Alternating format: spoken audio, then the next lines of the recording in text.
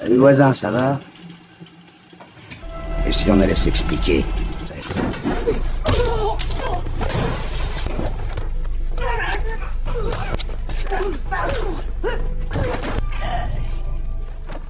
Je m'appelle Phil Broker. J'ai passé des années à vivre sous d'autres noms, à serrer des mains que j'aurais préféré casser, à sourire à des criminels qui me tueraient s'ils voyaient la moindre fêlure dans le masque. Agent de la DEA, j'ai infiltré un gang de bikers en m'asseyant avec eux, en roulant avec eux, en les regardant rire au-dessus de tables couvertes de poudre et d'armes.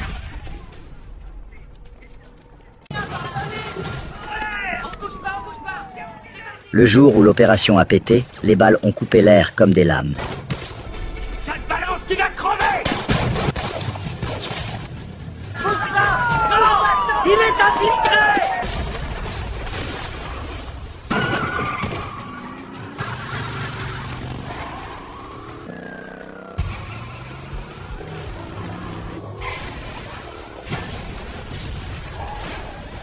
Lâche-toi là!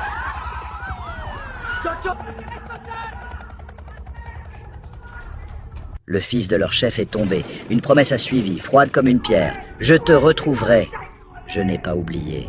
On n'oublie jamais ce genre de regard. Alors j'ai tout rangé dans une boîte. J'ai pris ma fille, Maddy, et j'ai déménagé dans une petite ville qui sent la pluie et le bois humide, la vie simple, les matins d'école, les « Comment s'est passée ta journée ?» J'y crois encore. La première fissure arrive dans une cour d'école. Un gamin plus grand la cherche, la pousse. Maddy n'est pas du genre à baisser la tête. Il vole, s'écroule, né en sang. Ce n'est pas la gentillesse que je lui ai apprise, mais c'est l'instinct que je lui ai donné. J'arrive tout de suite. C'est pas possible de faire ça. Moi, ce que je veux, c'est qu'on règle ça et tout de suite. Oui, c'est lui le père de cette gosse, c'est vous le père? Maddy n'a rien. Oui, c'est nous qu'on Elle nous embête, attend. hein. Elle est à côté. Vous venez avec moi? Qu'est-ce qui s'est passé? Je lui ai demandé 2 fois d'arrêter, comme t'as dit. C'est un peu ma faute. C'est moi qui lui ai appris à se défendre toute seule. Pourquoi il est venu m'embêter? Les parents débarquent, outrés. La mère maigre et nerveuse, les yeux acérés par trop de nuits blanches. Le père gonflé d'orgueil mauvais. Il m'encercle sur le parking, parle fort, menace. J'essaie d'éteindre le feu. Éloignez-vous! Vous voyez pas qu'il m'a tué? Vous attendez pour Merci, me ça coffrer. suffit!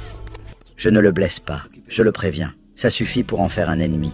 La ville est petite. Les rancunes circulent plus vite que les nouvelles. Le shérif me rappelle de garder mon tempérament en laisse. Son regard me jauge, comme s'il cherchait la faille qui lui permettrait de me mettre dans une case. Je lui réponds sans agressivité. Je veux la paix. Je la mérite, peut-être. Tu l'as laissé nous ridiculiser devant tout le monde. J'ai perdu l'équilibre! Moi, je te dis que t'as pas de couilles, t'as compris? Tu t'envoies par terre, on aurait dit une gonzesse.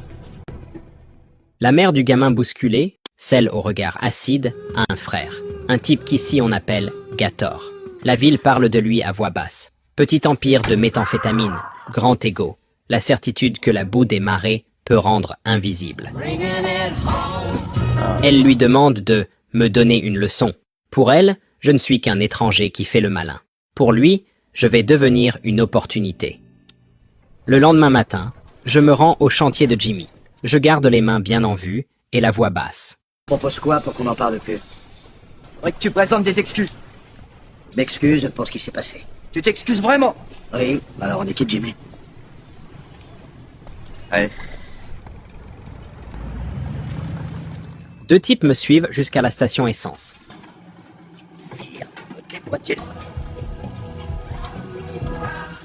Ça y est, je peux me servir? Je termine. Moi, je te dis que si.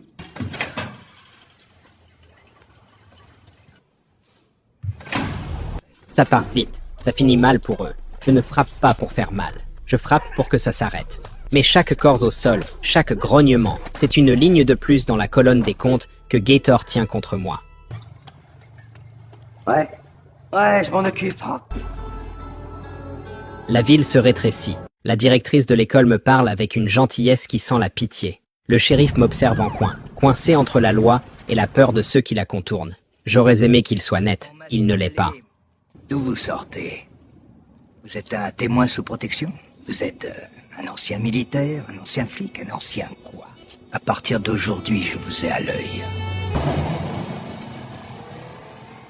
Le lendemain, on enfile nos bottes et on part monter à cheval, comme d'habitude. Je regarde Maddie s'échauffer dans la poussière, convaincu que la pression est retombée. Ce que je ne vois pas, c'est Gator qui rôde déjà autour de la maison, patient comme un vautour. Il s'accroupit près du pick-up, plante sa lame dans mes pneus, puis se glisse à l'intérieur. Il fouille, soulève les planches, ouvre mes cartons. Il trouve ce qu'il cherche, des traces de mon ancienne vie, les pièces que je gardais au cas où l'enfer prendrait la route jusqu'à notre porte. Il comprend qui je suis. Il ne comprend pas encore ce que cela implique. Quand on revient, Maddie parcourt la maison en appelant son chat. Rien. Elle me demande si je l'ai vu. Je lui dis non, et en sortant vérifier la cour, je remarque l'affaissement du caoutchouc, la jante trop basse. 2 pneus crevés. Quelqu'un est venu. Mon ventre se serre.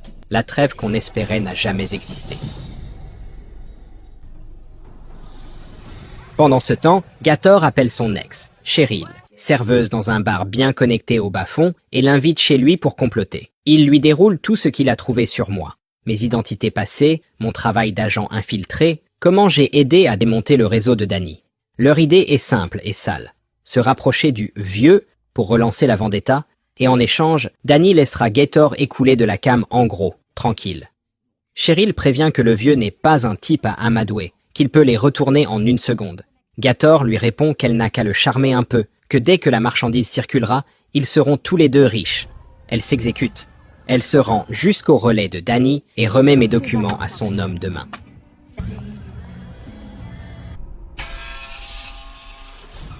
Même derrière les barreaux, Danny a des yeux, des oreilles, des bras longs.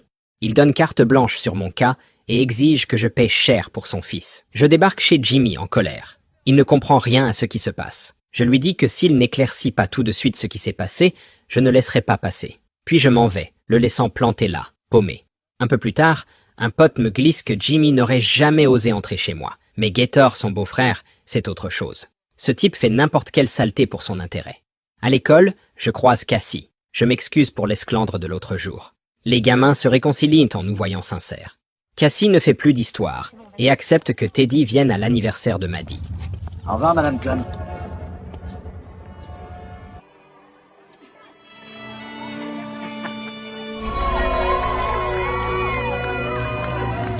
Quand la fête se termine, je les salue poliment tous les 2. Évidemment, ça remonte aux oreilles de Gator. Il débarque chez sa sœur et lui ordonne de m'éviter, même si ça veut dire garder la rancune initiale. Teddy surprend la dispute sans le vouloir. De mon côté, je commence à creuser. J'appelle un ancien collègue. J'apprends que Gator essaie de se rapprocher de Danny pour relancer la vengeance. Même de prison, Danny garde des bras et des yeux. Ils envoient des hommes vers notre ville. Je ne laisserai pas Gator approcher ma fille. Alors, tu veux quoi pour nous dire où il est, tu veux quoi? T'es pas qu'une caméra avec un joli petit cul, t'es aussi un vrai génie. Où est ce connard? Si dans 5 secondes tu m'as pas dit où il est, ta gueule passe à travers la table. Le lendemain matin, je le trouve assis avec Cheryl. Pas de détour. Si on a un truc à me reprocher, on en parle. Croyez pas que tout ça, ça se passe dans votre tête. En tout cas, maintenant, t'es prévenu. Avec un papa aussi costaud, elle a rien à craindre. C'était un plaisir. Je le plante là et je file droit à son labo. L'endroit ressemble trait pour trait aux vieilles cuisines de Danny. Je fouille vite et propre. Dans un tiroir de bureau, je trouve la poudre blanche qu'il planquait. Je fabrique 2-3 cocktails Molotov avec ce que j'ai sous la main. En passant, je tombe sur le chat de Maddie. Lâche le chat.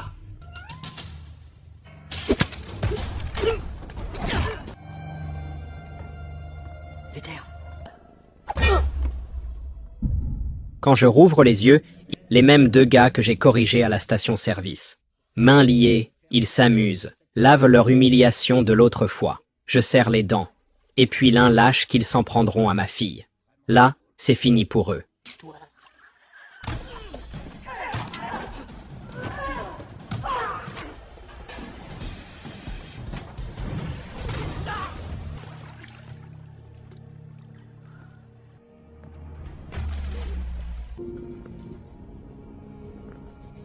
Je sais que ça va monter d'un cran. Alors je me prépare. Je dois d'abord mettre Maddie en sûreté.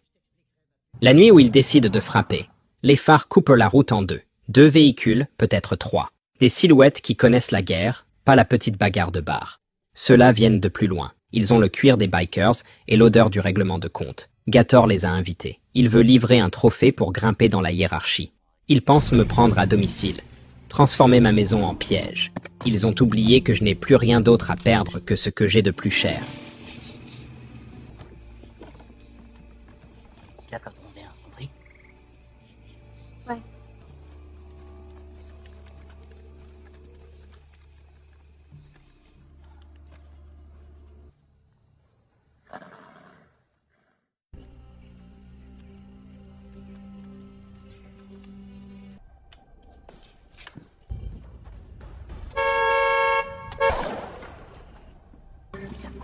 Maddie!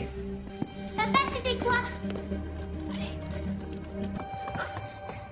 Tu descends de cachet et tu bouges pas. Je me déplace sans bruit. Je tire seulement quand je suis sûr. Le bois éclate. Je n'ai pas le luxe de la colère. Je n'ai que la nécessité. Pendant que je retenais les loups, ils ont tendu la main vers l'agneau.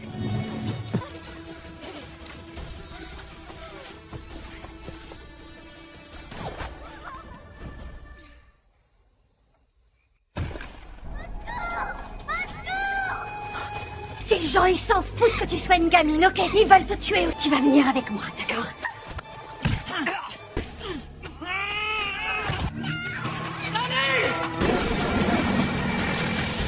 Les flics débarquent. Je leur dis « effraction, attaque, enlèvement ». Quelques secondes plus tard, le chef me tend la radio. Maddie est en ligne, paniquée. Je la rassure. La personne qui t'a enlevé, tu la connais? Non, je l'ai jamais vu. Ils vont te faire sortir. Il faut que tu caches ton téléphone. On va te grosse vérité. Et on s'arrête dans une espèce de hangar. Je pige tout de suite. Le labo de Gator. J'embarque une voiture de patrouille et je fonce à l'entrepôt. Cheryl, livide, raconte à Gator que j'ai étalé tout le monde et qu'elle s'est repliée ici avec ma fille. T'as amené sa fille ici? Mais t'es demeuré? Gator blêmit. Il sait que je viendrai la chercher. Cheryl le traite d'idiot.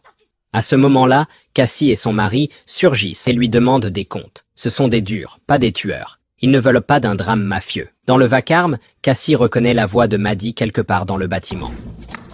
Qu'est-ce que vous foutez là? Elle cherche un interrupteur pour y voir clair, sans savoir qu'ici, tout est déjà amorcé, posé par mes soins. Cassie arrache Maddie des flammes in extremis. Gator voit sa dope brûler et retourne sa haine contre ma fille. Cassie! Elle reste ici. Cassie s'interpose, il s'empoigne, il perd le contrôle, le coup part, sa sœur s'effondre, touchée au ventre. Il traîne Maddie jusqu'à la voiture et décolle. Je le prends en chasse. Il a l'avantage du poids, me percute et m'envoie valser. On arrive sur le pont.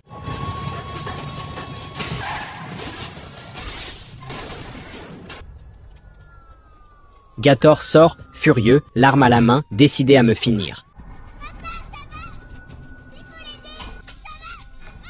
Remonte tout de suite dans la bagnole! Alors, tu sens que ça fume? Tout ça, ça se passe dans ma tête, hein, c'est ça? Mon doigt trouve la détente, puis je vois Maddie. Je baisse l'arme. Je ne ferai pas ça devant elle. Les sirènes encerclent le pont. Cheryl et Gator montent, menottés. Cassie respire encore, vivante par miracle. Pour moi, ce n'est pas clos. Je vais voir Danny en prison. J'ai hâte que tu sortes, Danny. Faut qu'on se parle.